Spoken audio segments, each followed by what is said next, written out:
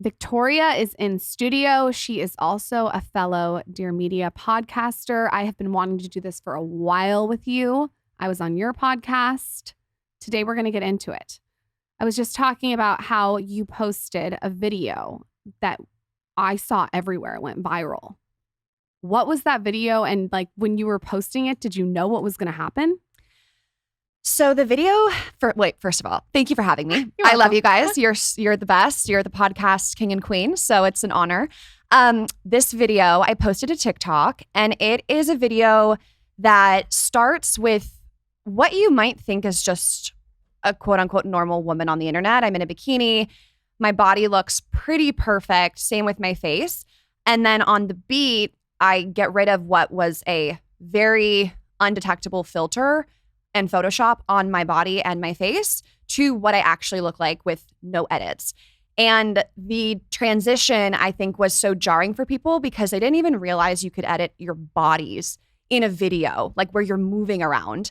And yeah, it went viral. And did I know it was going to go viral? I think I knew it was going to do well because the way I had like created it, I thought was going to captivate people. But 12, 13 million views. Well, no, I did not think it would go that viral. Wow. That is wild. And that's the craziest part was it's a video. Mm-hmm. And I think that what you were pointing out, and tell me if I'm wrong, is the unrealistic beauty standards that we're all inundated with on a daily basis through social media. Definitely. And the way that we can be deceived by what we consume online. And the fact that you never know if what you're comparing yourself to is real or if it's not. And so as someone who used to Photoshop my own photos because I was insecure and I struggled with food and my body, and now who doesn't, I kind of like to call myself out on what I used to do to say, here's what I did, here's what the before looked like, here's what the after looked like, and also continue to educate people on what is possible. Because so many people said, you can edit a video of your body and make it undetectable. And I was like, yes, you can. And this is how you do it. And then I did another video explaining how it's done. Because I think it's important for us to know the secrets, the insider tips and tricks that like celebrities, big influencers are using so that you can understand to even like scroll with more caution. I knew you could edit a video, but I didn't know you could do it so, what is the word you use? Indetectable? I didn't know you could do it so like flawlessly. Do you know what I mean? Like whenever I think of an edited video, I think like someone looks so stretched, but the way you did it, like I would have never known. Now I got to watch this thing. I'm going to watch it while you're I'm gonna watch it live. I think it's pinned on my TikTok. Yeah, you can watch it live. You'll love it. Go back and tell us about what you were like. Are you watching it? No, it was this other girl that just got hit with a parking meter, but that was. We don't. Oh my gosh! I opened TikTok. You know that one, Taylor, where the girl just gets hit. But I'm listening. If you can't find it, I can find it for you quickly. I'm participating in the conversation, but I need to see this video now to have context. So what if I post your dick and I edit your dick in a video like super long, just to make it smaller so that it's not so jarring to everybody? No, I'm just kidding. What was the Victoria like before you started doing this? Like you said you struggled with an eating disorder, anxiety. Mm-hmm. I know I've obviously looked into your story. Tell us about that. Well, thinking back on my childhood and to being like even 12 years old, I remember getting the first comment about my body, which was, you look so lean. And it was said very enthusiastically as if it was a compliment. And I said, what is lean? And this person said to me, oh, it means thin. You look thin and you look good. And so at the age of 12, I put the dots together. Okay, so looking thin is a good thing. I'm going to get compliments for that. And so that's how I want to be. And I can just think about all of these little bits and pieces throughout my teenage, middle school, high school, where it's very clear to me what we're supposed to look like. And that is going to, I don't know, get you more things in life. The boys or the girls are going to like you. That's how you're supposed to look. And so in college, I kind of, and there's like so much here too. In college, I went to USC. I was a Division I volleyball player. And yeah, it was a lot. And that kind of was the place where I feel like everything that had been building, like the disordered eating habits, the stress, I'm very type A, I wanted to be the best at everything, kind of came to a head. And the stress and pressure was like so overbearing and so overwhelming that I couldn't handle it, but I didn't know how to handle it. So my anxiety around volleyball caused me to be constantly on edge, unable to go to sleep at night. And then on top of that, I'm restricting because I don't want to get muscular. I don't want to lift the heavy weights and look like a big athlete because I thought even though you're competing at a high level. Because I thought that wasn't, what I was supposed to look like. I go then to the sorority house and I can't even share clothes with these girls because they're the size of my pinky. And then I go to the volleyball court and everyone in that culture is telling you to lift weights and to become stronger. So I'm anxious. I'm then restricting because I'm like denying the changes in my body, which in turn causes me to binge and cope with food. So once that anxiety hits, I've been restricting, I'm hungry. I then start eating to kind of just, not only was it like a comfort for me, but also it starts as, I'm going to break my diet. Like, I had cereal, I had pizza at night. Like, I was so bad. Tomorrow, I'm going to get back on track. I'm going to restrict again. We're going to start the diet. And then the next night, of course, you cave. And then it keeps getting worse and worse and worse. So the restriction became more severe. And then the breaking my diet turned into binging. And then going through that this is in a nutshell, so we can pull it apart as much as you guys want. By the time I was a sophomore, I just was in this state of numbness where I almost had cared so much and been so anxious that at this point, I didn't care at all in a bad way.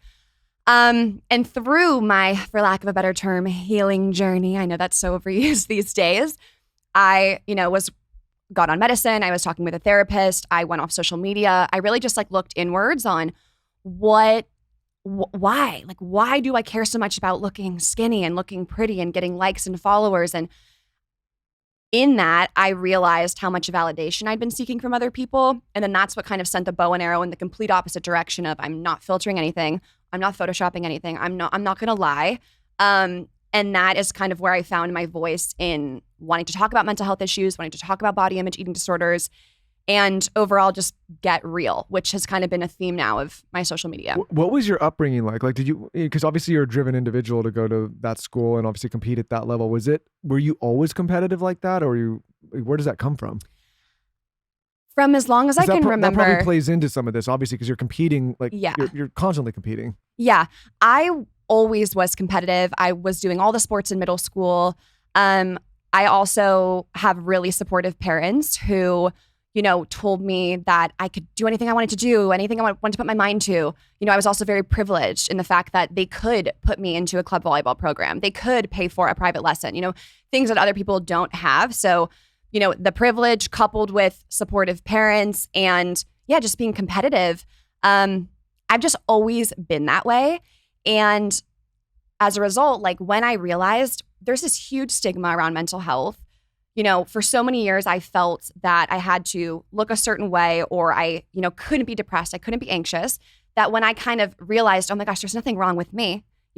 This is something a lot of people deal with. I used that sort of competitiveness, outgoingness to then, bring it to that movement without any shame for it. And it's funny because my best friend always jokes. She's like, you could have been used for great evil or great good. And I'm so glad you're not out there selling diet teas because I could have easily been that person. But I'm I've taken all the force on the other side. Do you think it's so crazy? I'll talk to some of my guy friends in particular because they're single and I'm sure this happens obviously with women too, but they will be on dating apps and they'll swipe right or whatever. And they'll go on a date and the person looks like nothing like the photo. Was that sort of a part of it? Online, you're seeing all these people that we think look a certain way, but in reality, they don't. So that's an interesting one for me because if I was single and on a dating app, would you not put your most mediocre photos? I would want someone who's thinking I'm not as cute and then I show up and I'm way more cute. I think that's a good way to get past the appearance thing by uploading your B-level photos. I think there's a happy medium. I would for sure want good light, and I would definitely like. Well, here's the problem. I'd like makeup. I'd like hair, but I would not put my best of my best. Speaking of my best. as the opposite sex, I think, and having some friends that are participating on these apps, I think that the problem is and I can see where there's the pressure. If you're a man or a woman, you go on these apps and the only thing you're really showing is your image and a blurb or two about your personality, but you can't really find that much about a person there. And so you want to look as best as you can to get people to, what is it, like swipe or click or whatever. So you kind of have to put the best forward because you're competing with everybody else that's doing that. But then the problem is you show up, and if it's a different person, that's also very problematic because then you start off the date on the completely wrong foot. You're like, who the fuck are you? And I guess you could think if you are kind of bait and switching someone, at least you got them to the dinner. Maybe your personality can win them over. But it's hard because I think like you said, you're working at a deficit where your strategy, if like you kind of started the other way and then like just came in like, wow, like that's a lot greater than I thought. You know what I mean? I don't know. What the fuck do I know? I haven't been on an app and I've been taken for a long time. But I think what you do points that out with a lot of influencers and celebrities. It's like how someone maybe looks on their Instagram is maybe not how they look in person. Sure. And something else that comes to mind is while I do call out celebrities and I like to just bring attention in what I think is like a respectful way, of course I always think, okay, I weirdly in like, I don't know, 3 cents to cents, could this get into the hands of Kim Kardashian, right? If I'm dissecting her video, possibly. And I never want to come at like I'm super angry and like this horrible person because I have sympathy. Like I edited my photos back in the day. I know how you have to feel to like look at your own self and not think it's good enough. And the fact that like a Kim Kardashian, who's as stunning as she is, who some would say like is the beauty standard, feels like there's still things to nitpick. Like there is a compassion there of, yeah, that sucks. That's why I'm going to play devil's advocate here. If I'm posting to 150 million people and I have a huge zit on my face, I'm just going to be honest. I'm editing my zit off my face. So like it's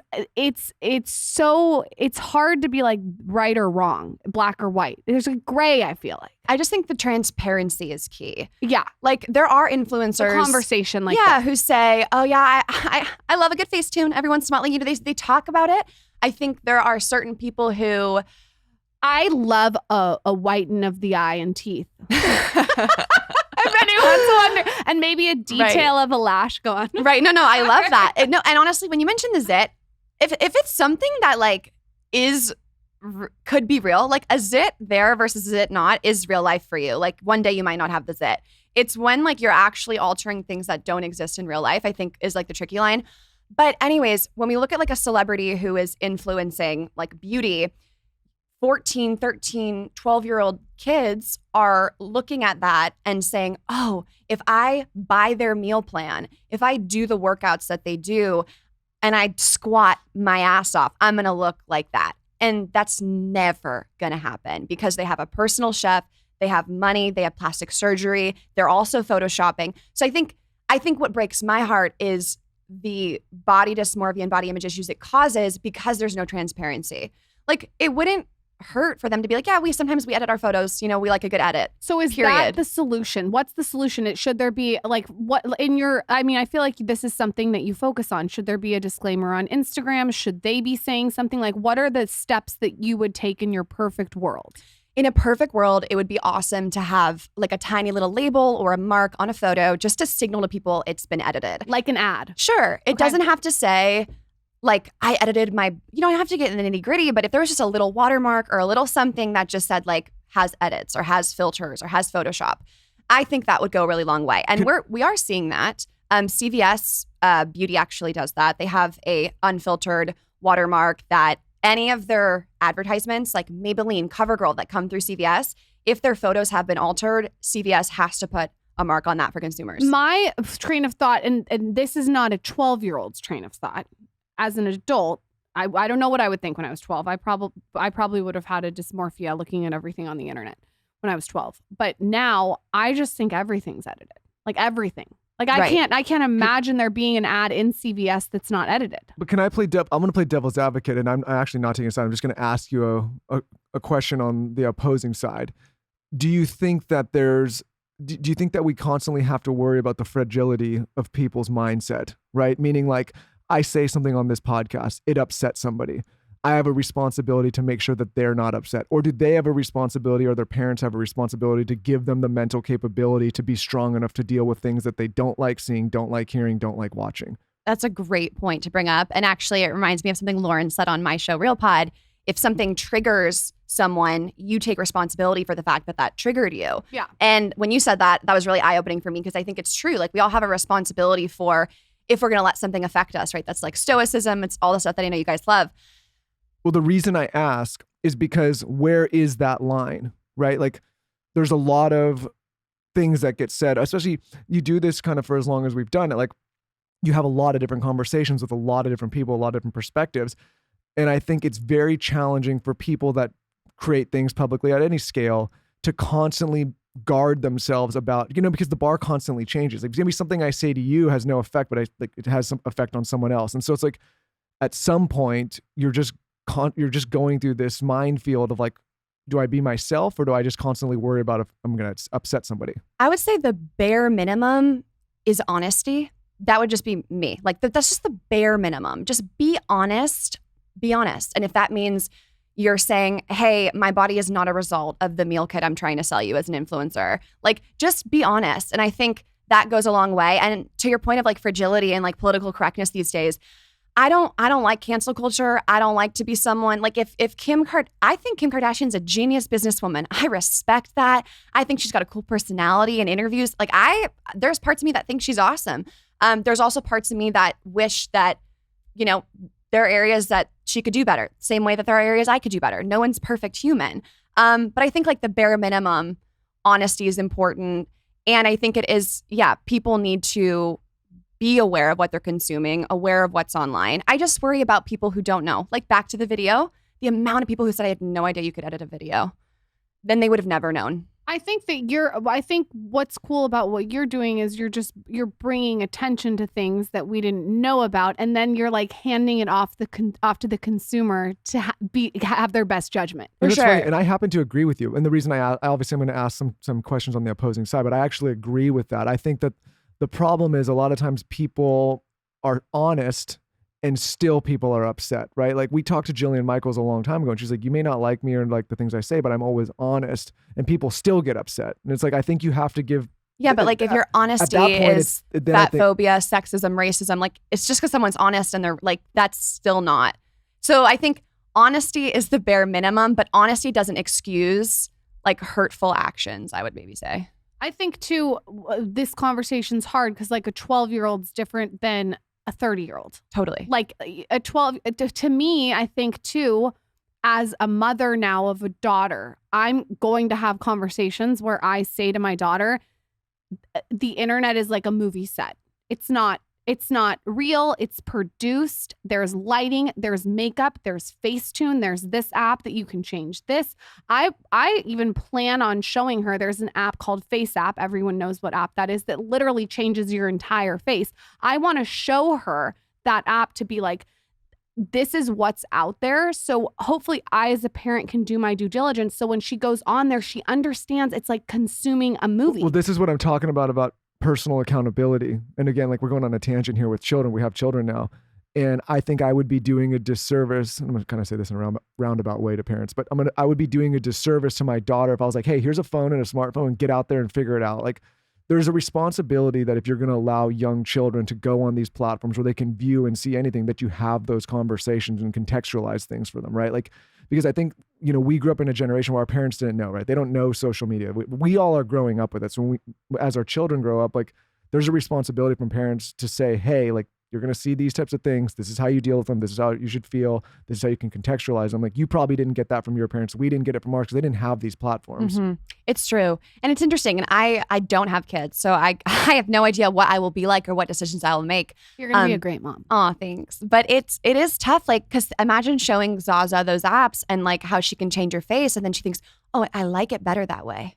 It's like, that's tough. It's like, what if she just never knew there was the option to morph the face to like have the makeup? But the fact for me is there is an app out there and she's probably going to see it. So I'm the type of parent, it's like drugs. I'm going to tell her I tried mushrooms. I drank until I threw up. And here's what happened. She's going to find out about these things anyways. So my whole brand is about like, let's talk about it. Let's take the tabooness out of it. And here's why I don't think you should change your whole face. And she has to go make her own decision. Well, I think there's a problem in society where it's like you did or said something that hurt somebody that I love or care about, and it's your fault. but there's no personal accountability anymore, and be like, you know what, maybe I didn't get the tools necessary or provide the tools to the person that I love to be able to deal with these things when they see that. And you could even extrapolate that to like drugs, right? Like somebody does drugs for the first time, the parents have tried to guard them that the drugs even exist and that they're even going to be, around them, but then they are, and they don't have the tools, or like they see something online that triggers them, but the parents have never talked to them, or they get whatever, they get broken up by a significant whatever. Like we can't just expect people to have the tools without teaching. And then on the other side of that, you can't then be upset when they're upset because you didn't give them the tools. Does that make sense? For sure. And I'm just taking it in. Like I don't, like I said, I don't have kids, and I think you guys are awesome humans. So I don't even know, like, it sounds like a good plan. I don't know what I would do unless I had kids. But I think the biggest thing that is going to benefit any parent-child from what you're describing is the communication. Like you can always come to me to talk to you about things. Like, oh, mom and dad have already told me about that. I don't have to learn it from school. Like we've got a trust. And I think that's awesome. And that's something I think I had with my parents was trust. Like I'm going to someone's house. No, there's no parents there, but these are the people that are going, and I'll text you. And it was like, because I was honest, they gave me more freedom and they gave me more slack on my leash because I wasn't a liar. So I think like that relationship with any parent to child is important. And it sounds like that's part of that. I think that a watermark is a great idea. And I think that what you're doing is exposing what is out there is also a good idea, because you're able to see it and be like, oh, this is like a movie. This is like a TV show. It's not real life. Yeah, that's definitely what I try to do. I don't even like swipe. I go to an extreme just because I feel like I want to create one little tiny corner of the internet that doesn't even have like the Paris filter. But once again, to what you were saying about, cancel culture or judging people, I don't mind when people do that. I know you tell me you love a good filter, and like, I think you're an icon, and like, I'm Paris. your biggest fan. I like Paris. Yeah. And so I think I love it. And you know what? I think that that's great that like, and on a different note, I'm an intuitive eater. I'm hard against diet culture. One of my best friends in the world, always on a new diet. We're still tight because I think we get too obsessed with, oh, you don't align with every single thing I believe in these days. I'm not talking to you. We can't even be friends. I have tons of friends who do different things than me, have different views than me. Like at the end of the day, we're all humans. We're trying to do our best. Everyone cries themselves to sleep at night. Like I'm not about to cancel friendships and not follow influencers because they do use filters or they do diet. Like everyone's on their own journey, and who am I to tell someone like what they need to do with their life? Back to what you said, Lauren, I just like to put it out there, and then it's whatever anyone wants to take and do with that. I think that's why I like your platform, is that you're putting it out in a way that's like non-judgmental of what everyone else is doing, but you're saying like, this is what's happened. I tried to do that with Skinny Confidential when I first started, like 13 years ago. I was like, I have Botox. I've tried lip filler. I have a boob job. I've had a boob job twice. Like I've tried to talk about that area. And I think as women, if we can do like a little thing on the internet like that maybe makes a big difference over time, it hopefully does something. For sure. And if someone wants to get filler, they want to get eyelashes, that's awesome. Once again, I have friends who do those things. Like I'm not going to shame women or tell them that they can't get things done. I just think the honesty is amazing, and it goes such a long way. Do you feel relief from being someone who was so restrictive and you described yourself as anxious, and now like, is there something liberating about being on the internet just how you are? Oh, 1,000%. Can you talk about that? For sure.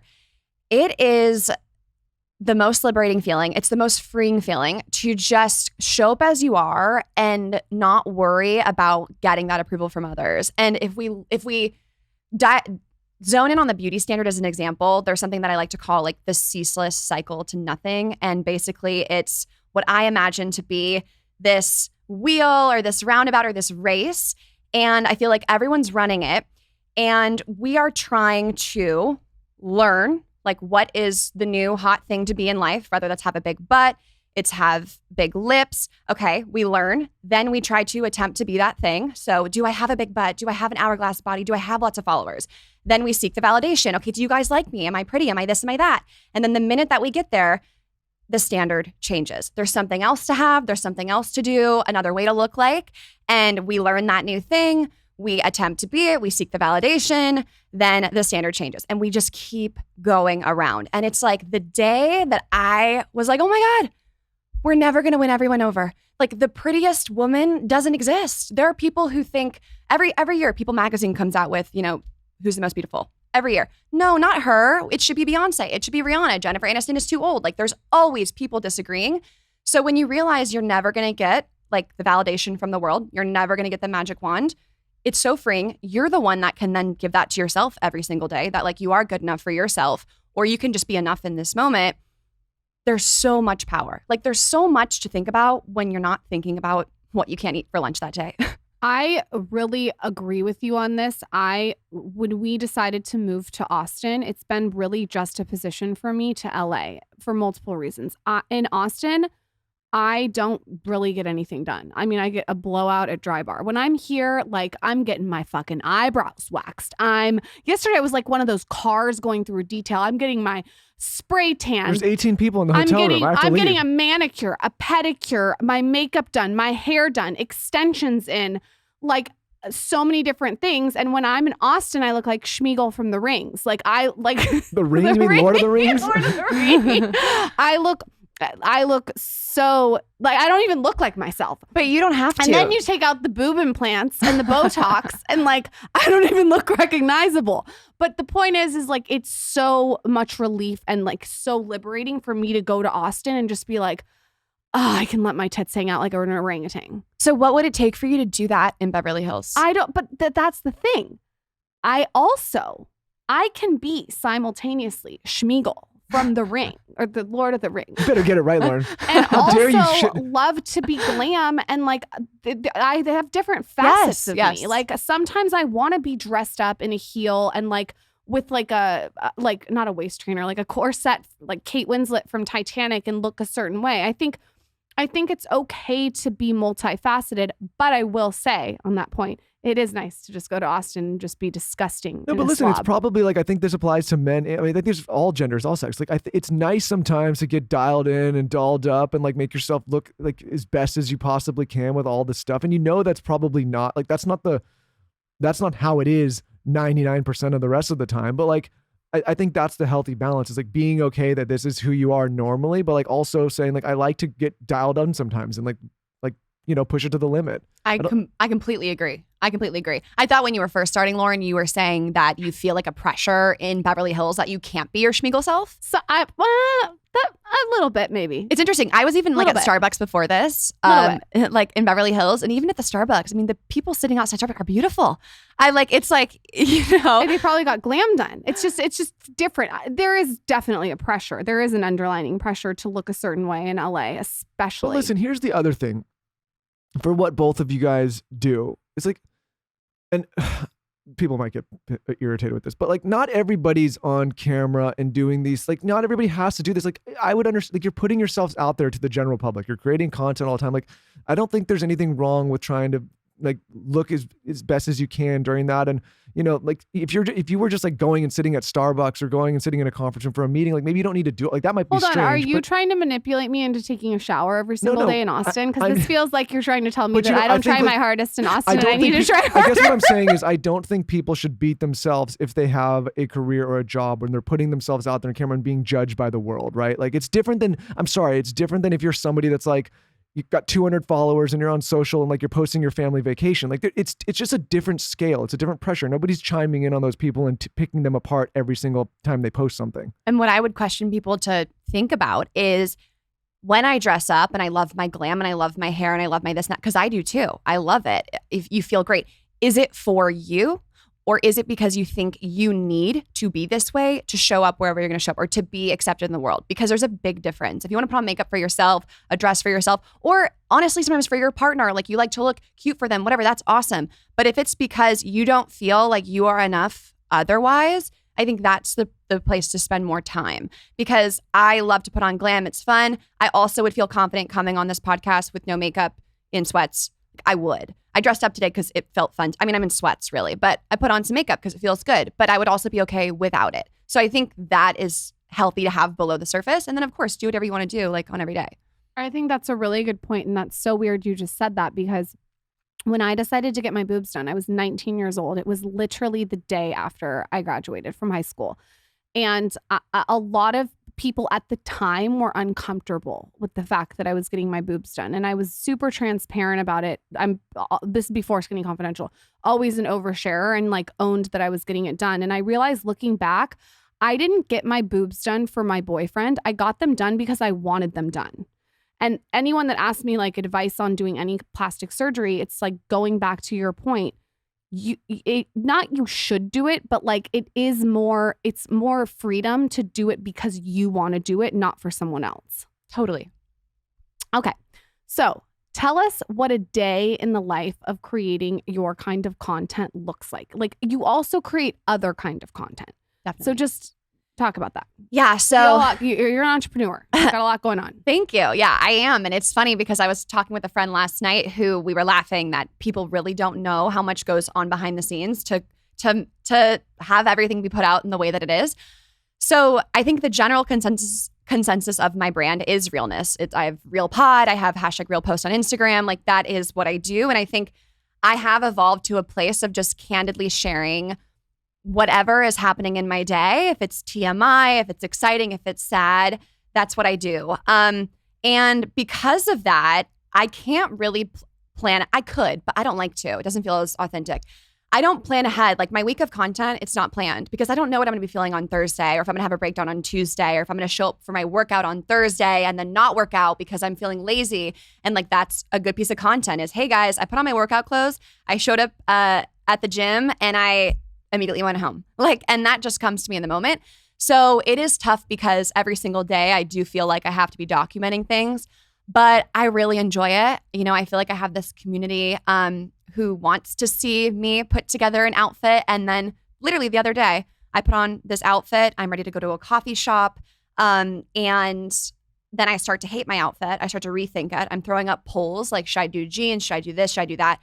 It's now been an hour and like 15 minutes. I am like about to cry because I'm like, I can't put an outfit together.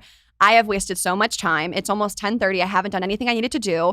I'm over it. I put on sweats and I go to my office and I don't leave the house. And like, that's my content on stories for the day. And it wasn't planned, but that's what happened. So it is interesting for me because it really is like documenting the live moment. It's exciting for me to hear like that this content's resonating because it feels like when I first started blogging, it was like the curated, edited photo of the girl running in the street with her dress like blowing behind her. And now it's like, I love that your generation is breaking that. It's honestly refreshing. Like I crave the type of content that you're talking about. Thanks. Do you find that from your audience? Yes. From my audience, I think they definitely appreciate it. And I know so many people swiped up like, LOL, this is me. I can't put together an outfit. I cancel my entire day and I just stay home and sulk. So yeah, that's nice for sure. And even with like some big time influencers and creators, we see it. Like Emma Chamberlain filming YouTube videos without makeup was huge for me. Like I always put on a little bit of makeup for a YouTube vlog, like cameras in my face all day. Emma Chamberlain is filming a video with pimples, without makeup, and she's not even acknowledging it either. She's not saying, oh my God, sorry guys, I look horrible today, but she's just filming her video. And that's powerful. And I think she's like a big influence for a younger generation. And so I think that goes a really long way. And I think, yeah, we're starting to see people who don't want it to be as curated, but then we can appreciate curated. Like I think everything you freaking do and the pinks and the fonts and I live for it. That's just not even who I am at my core. Like I couldn't be the quote unquote that girl that's like kind of trending right now. Everyone's like, how do you become that girl? You wake up at 6, you have your coffee, you meditate. That's just like literally not me at my core. So I feel like we're becoming okay with embracing that some of us are night owls and we don't wake up early and we don't meditate, but we still get our shit done and we're still happy. Let me ask you this. You're very self-aware, especially for your young, you know? So what was the epiphany and how did you kind of come to all these conclusions? I know you kind of touched on it, but what was the moment and like what was the work that you needed to do to get to this place? Therapy was huge. I know that's also a privilege, but if anyone can get access to that, you know, sitting there and really like tracking back, why do I always need to achieve? I'd always, the question you asked me in the beginning, you're so competitive, you're this, you're that. You're an overachiever. I can tell. Sure. And at 18, it was the first time she said, so why? Why do you need to be the best at everything? And I was like, because. And just, because what? And then you start to kind of go down the path and really think, I don't know, why? Why do I? What happens if I'm not the best and I don't get everything I want? And so I think going inwards was really eye-opening for me. But there was a very specific instance with my older brother, Jonathan, that did, I think, change the course of social media. I was on a vacation with my family in Mexico, and I was taking a bikini photo for Instagram. Of course, I've for 2 hours, I bring my mom. She's like slaving away taking this photo. I've got 2 bikini options. You're doing amazing. Yes, and literally. And my mom's like down in the sand, like I'm throwing the sand, So we get this photo. Finally, out of hundreds, I choose this photo and I'm gearing up to post it. And my older brother just kind of stops me and he's like, hey, why do you want to post that? And first of all, I'm like, you're interrupting, my process right now. And he's like, no, seriously. And so I'm like, okay, I want to post this photo because it's going to get a lot of likes and comments. And he goes, okay, why do you want a lot of likes and comments? And I sat there like, because likes and comments make me feel good. He was like, all right. And that was that. And so I post the photo, but I can't stop thinking about this conversation. And all the likes come in and the comments, you look so hot, fire emoji, heart eyes. I just didn't feel the same. Something in me was like, wow. It's like, I didn't even realize how much I would spend my whole day trying to get validation from people. And that was really someone who I admire and respect. Of course, your older brother just kind of checking me in that instance. And literally the next day, and I was also in therapy, depressed. I was kind of ready to have an epiphany. The next day I posted a no filter photo of my yaya. I'm Greek, so that's my grandma, my yaya's face. And I hashtag real post. I was just kind of YOLO. It was for her birthday. And I just didn't stop. I just kept posting things I like. That's a tree. I like it. That's a quote in a coffee shop. I like it. My friends were like, I feel like I was having my Britney moment. If you go back to this part of my Instagram. And that was an example, I think, of a really big epiphany for me that shifted something and it created what is sort of my brand now without me even trying to create a brand. You started questioning why you needed outside validation. Yeah, why am I doing the things that I do? Well, I think that's the biggest thing. If you can get to a place, and we talk about this all the time, if you can get to a place where you respect other people's feelings, but you also don't care or need those validations from the outside, and you can just be yourself, knowing that you're going to not appease everybody and that a lot of the time you're going to actually turn people off, but you can still be yourself confidently. That's the best and most healthiest place to be in my opinion. Mm-hmm. I also think for you, and when I first met you, you are a breath of fresh air too in the podcast world, because listening to your podcast, I don't care what you look like. I don't care if it's edited. That's what I love about podcasting. I just want to hear your character, I want to hear a conversation, and I think you do a really good job of that. And the audience, I feel would, if they haven't listened, would love your podcast. Oh, thanks. Yeah, thanks. You do a really good job. I try. I mean, you guys are the inspo. No, you do a great job. I mean, you do. So I think that everyone, if they're looking for another podcast, you have to pimp that out right now. Oh my gosh, thanks. Well, it's called Real Pod, and I've had Lauren on. Our episode was great. Michael, I need to have you on too at some point. And yeah, the point of Real Pod was to essentially bring the Instagram real posts to life in conversation and then give other people the opportunity to share. My favorite thing is when someone's like, I've never said this before, but, and to me, that's wow, you feel like this is a place where you can do that. And I've had Francesca Mariano from Chicks in the Office, Rod Thill from TikTok, significant people, at least in my, small social world, come on and talk about times they were depressed or they were anxious or things weren't great, because that is what I want. That's what I care about more. I don't care about the success. As Dax Shepard says, you relate and you connect with people on almost the failures and the times that aren't great. You are wise, smart, articulate. You guys go listen to her podcast. It's on Dear Media. Michael's going to go on. I'm booking him right now. Next time we're here in March, you can come back anytime. I thought that conversation was really interesting because it's cool to hear every different side of it instead of just a black or white side. You know what I mean? Pimp yourself out. Where can everyone find you? They can find me on Instagram at Victoria Garrick, and then the podcast is Real Pod. And honestly, from the Instagram, I feel like you can find everything these days. Everyone's got like the link in bio. TikTok's Victoria Garrick. And thank you both for having me. It was such an honor to come on your show. And I love this conversation too. I think it's so fun to like have a debate and hear sides of something that is really important that needs to be talked about more. Well, the reason I think, and like what I try to draw out is I think it's always the why. And I think you've done a really good job articulating, right? Like, again, like I actually agree with the majority of what you said, but I wanted you to, for at least for this audience, to articulate how you came to these conclusions, which I think you did. Thank you. And I'm always open to learning more. I think that I always like, I'm trying to learn. Even like me getting on Tier Media, I'm like, can I talk to the CEO? Because I don't know what I'm doing. I'm like, I need advice. I'm like, do you guys do like an orientation where you teach us how to do this thing? You know what's funny? You're one of, not that everybody should do this or needs to do this, but like, no, you're one don't. Careful. Careful. At this point, careful. I think you're like one of the only talents that actually like wanted to reach out and talk to me. I saw you out so hard. I don't know if that's because I'm putting something out that like they can't or they shouldn't. But it doesn't happen as frequently. So when you did, I was like, yeah, of course. I think it's so important. Anyone listening, anyone you meet, anyone that comes to guest in your class, anyone, like just try to learn from them. I think there's always something to learn. And yeah, I never feel like I'm good enough, almost in a way that does push me, but also in a way that I don't take enough time to just sit back and be like, oh, I'm proud of myself for being here. You know, there's always the next thing. I think you should do a podcast episode, if you already haven't, on little things that you do to contribute to your overall success. So like that's a great one, is like reaching out to the CEO or even someone in your class or a teacher and actually taking the time to pick their brain. Yeah.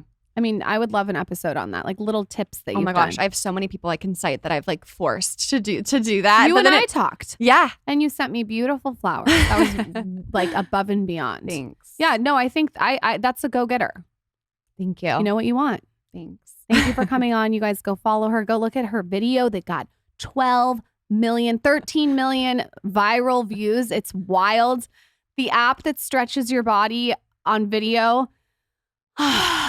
What's it going to be next? A new head? I know. It's ridiculous. Thank you both. Thank you for coming on. Come back anytime.